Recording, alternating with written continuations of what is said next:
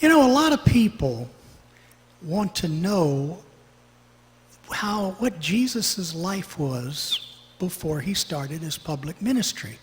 I certainly would love to find it, but there's nothing in the Bible about it save one incident, and that's Jesus as a teenager just before bar mitzvah,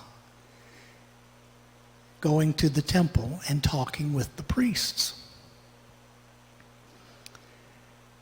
And that's it. That's all we know. So, since history abhors a vacuum, and so does politics, we've come up with all kinds of things. Some of them traditions, some of them make no sense.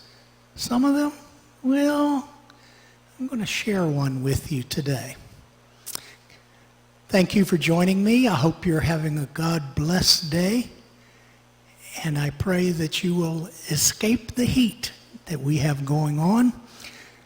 And just think, tomorrow's the last day with thunderstorms. I appreciate you joining me today. If you can't make it today, you can find it on our Facebook site. You can also join us on Sunday morning.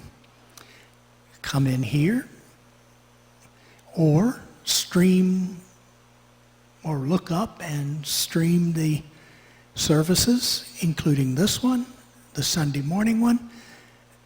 And like one of my members told me, though, it's just not the same as being here, and I agree. Anyway, I hope that this will be a blessed day for you. There is one legend, and I don't know, legend's probably the wrong word, tradition may be the better word. Anyway, there's a story that has as much validity as any, and some more than some do, about when Jesus was a man living in Nazareth before his public ministry was complete, was even started. He was a carpenter. He learned the trade from his father, and no doubt for a while he just worked alongside him, watched, asked questions. He was mentored, you might say, by Joseph. In any case, though, since most carpenters did this, we can assume that Jesus also made yokes for beasts of burden to pull a plow or a wagon or whatever. And you've seen them. The yoke is the piece of wood that goes over both animals that helps them to work together. I suspect Jesus did a lot of work like that because he talked about the yoke, which we're going to get to in a minute. The carpenters in his day were actually master yoke makers in the Nazareth area.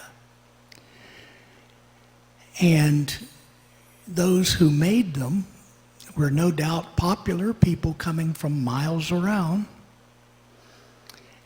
And these yokes were hand-carved and crafted,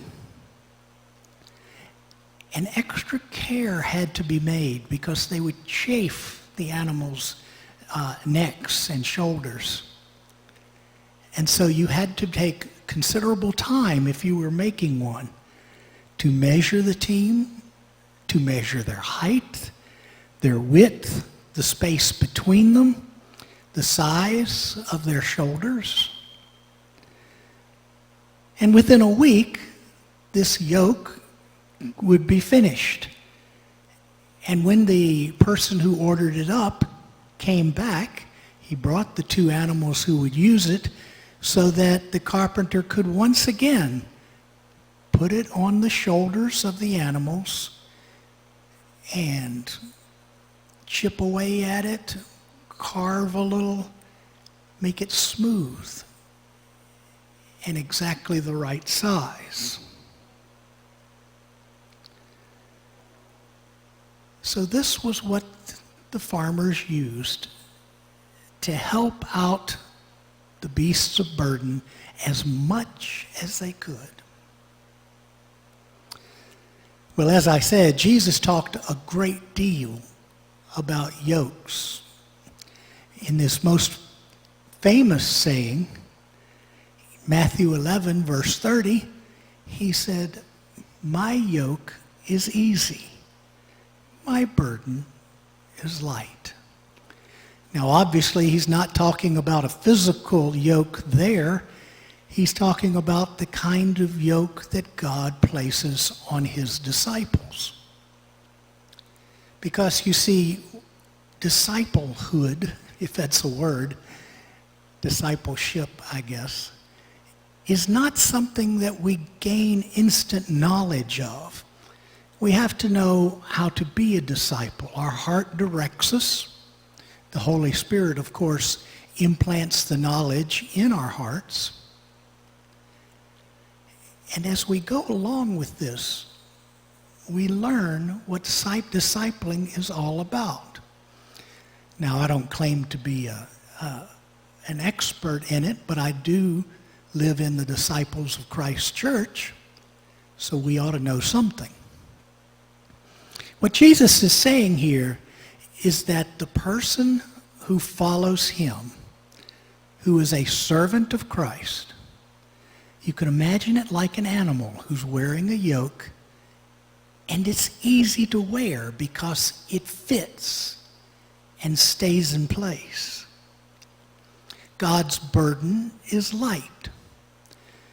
God will never allow something to overpower us because it's a heavy tribulation. But God's leading, God's burden is light. His yoke is easy. He blesses us and he helps us grow into his image. I hope you have a wonderful day today, a wonderful weekend.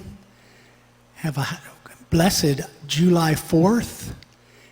And I hope that you have a July 4th that is both meaningful and powerful for you as we celebrate the birthday of this nation. And I'll see you next week.